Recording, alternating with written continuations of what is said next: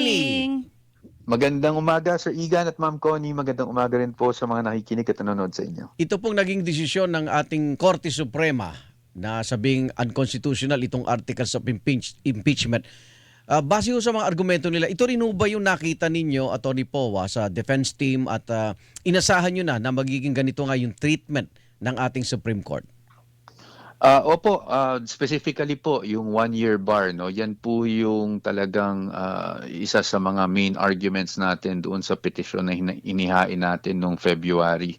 Kasi nakita nga natin na ayon sa konstitusyon ay hindi pwedeng more than one complaint, no, or impeachment proceeding Opo. ang may ihain laban sa isang impeachable officer. At yun yung nakita nating paglabag na nangyari, kaya tayo naghain ng petisyon. Pero At kamusta ho si VP Sara Duterte sa huli niyong pag-uusap hinggil dito sa naging desisyon ng Korte Suprema? Opo, sa huli na yung pag-uusap, sa totoo lang, medyo maikli po lang kasi ang pag-uusap namin noon, no, nung Friday, nung nakita ko yung desisyon na lumabas sa Supreme Court, Opo. ay ako po ay nagbigay lang ng mensahe sa kanya through text message at siya po ay nag-acknowledge lang, no, doon sa text message ko at nagpasalamat sa team para sa trabahong nagawa. Pero inaasahan ko po na mas masinsinan siguro ang pag-uusap namin pag nagkita na kami.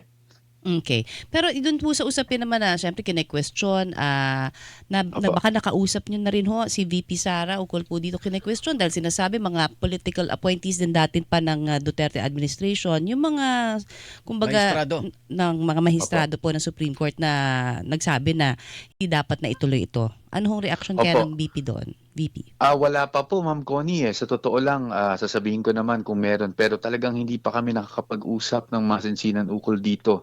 Although, tama kayo, naririnig ko nga po yung mga ganyang sinasabi o komento, no, na porket appointee. But siguro sa atin na lang po, bilang officer of the court, bilang isang abogado, ay sana po ay respetuhin natin at igalang natin ang desisyon dahil syempre medyo insulto naman po siguro sa ating mga justices kung sabihin natin na nag-decide sila one way or the other Parang because utang of na loob. some political pressure. Opo. Okay.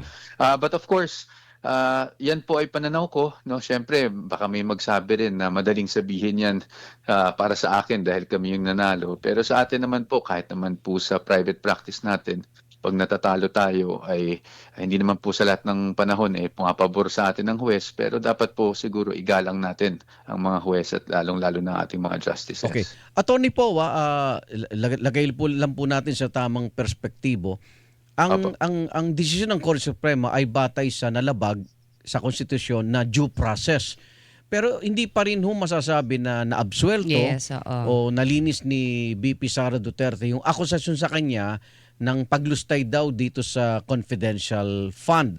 So paano po yung ang mangyari po kasi ay parang na-delayed lang po at binibigyan din ng Korte Suprema na sa Pebrero ng susunod na taon Pwede na ay ulit. maaring na ulit. So hindi ho ba parang naging unfair po kay VP Sara na mabigyan siya ng tamang pagkakataong maipagtanggol po yung kanyang sarili, Atty. Powa? Well, sa akin po, tama po kayo. Unang-una sa lahat, kailangan po klaro sa ating lahat nakasaad din po sa desisyon na yung desisyon naman po ang sinabing unconstitutional ay yung proseso. Wala naman po nangyaring Sa merito. pag-absuelto, no, sa merito. Ngayon po, para po doon sa nabanggit nyo na confidential funds, sa totoo lang, yan po ay nakabinbin pa sa Commission on Audit, no? Kasi Okay. meron tayong petition for review Apo. na hinain laban doon sa notice of disallowance na na-issue laban sa OVP. Apo. Ngayon, doon naman sa tanong na kung unfair po, ay sa ngayon, sa totoo lang, hindi ko masasabi dahil unfair din naman siguro kung hayaan nating mag-proceed itong impeachment kung may mali sa proseso. Hindi lang po Apo. kasi ito para kay VP Sara, pero pati na rin sa ibang impeachable officers. Apo. No? But at the same time, nagsabi naman ng ating Vice Presidente na handa siyang sagutin ng mga aligasyon, handa rin naman po kami. So whether it be siguro kung maghahain ng another impeachment, ay masasagot doon. Pero sa kasalukuyan, may mga kaso rin pong nahihain na laban sa kanya tulad sa DOJ, Okay. yung ongoing na audit sa COA at pati po Ombudsman. yung sa Ombudsman. Opo. Pati po yung sa Ombudsman. So yung mga bagay na po na yan ay sinasagot natin. No? Tayo po ay nagsusumite bilang abogado rin ng ating Vice Presidente ng kanyang mga counter affidavits sa mga proceedings Pero na yan. may mga nagsusulong pa rin ng mga senador na sinasabing kailangan pa rin talaga, hindi ba, na ituloy ito. Of course, may mga nagsasabi baka magkaroon ng constitutional crisis. Dahil solong kapangyarihan ng Kongreso itong Oo, impeachment. yes. So parang Opo. kailangan ituloy. Pero kung sakali man, Opo. willing ang ating VP na talagang ipakita po lahat ng mga ebidensya para mapatunayan na siya ho ay hindi guilty sa mga akusasyon ng paglustay ng pera ng taong bayan. Opo, I think siya mismo ang nagsabi kamakailan lang na handang-handa siyang harapin lahat ng mga aligasyon na yan. Pagdating sa ebidensya, syempre po, willing din po talaga ang ating Vice Presidente. Pero wag po natin kakalimutan sa ating sistema. Dapat yung nag-aakusa ang actually magpakita ng ebidensya. Meron Kasi daw. napakadaling mag-impute.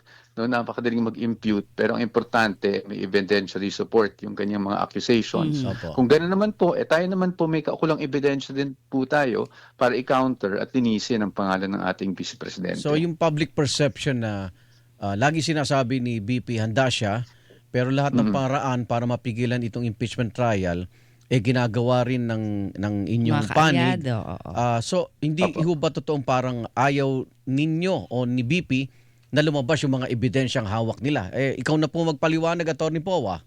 Opo, naintindihan ko po yung mga ganyang pananaw, no? But pagdating naman po sa kay Vice Presidente, simulat sa pulpo consistent naman siya na sinasabi niyang gustong harapin. Ngayon, bilang abogado naman po ng ating Vice Presidente, tungkulin po namin bilang abogado na talagang depensahan siya sa lahat ng aming makakaya. And that's why naghain po kami ng ganitong Okay. petisyon. Oo. But it does not mean po na again na hindi siya, na iniiwasan Na yun niya din, or oo, ginawa oo. ito to evade Oo. any form of accountability. Ang sa amin lang po talaga tayo ay nakita ng mga paglabag sa saligang batas, so minarapat natin na mag-file nitong petition na to. And again, kung ano man ang ginagawa natin, it of course sa ngayon itong desisyon benefits the Vice President in a way na hindi na tumuloy ang impeachment Opo. proceeding. Pero Opo. ito naman po ay hindi lang para sa kanya, pero para sa lahat ng impeachable officers. Kung maalala niyo po, nung ako po ay unang na-announce na kasama sa defense team, sinabi ko po noon that itong issue na to ay maraming mga constitutional issues na magandang ma-thresh out. Opo. Nang sa ganun, it will also enrich our jurisprudence. At makorek, para sa susunod na ma-impeach na opisyal, hindi na tayo ma-technical ng ganito, no, attorney?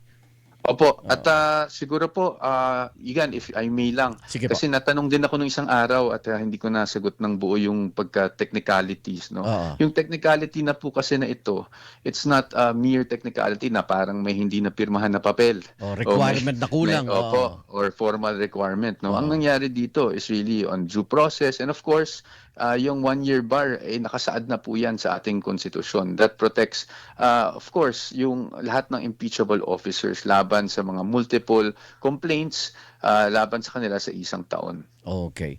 Atty. Powa, maraming salamat po sa oras at pagpapaliwanag. Ingat po kayo. Maraming salamat, Thank you, sir. Sir Igan at Ma'am Connie. Maraming salamat sa opportunity. Thank you. Tagapagsalita at bahagi ng defense team ni BP Sara Duterte, Atty. Michael Powa.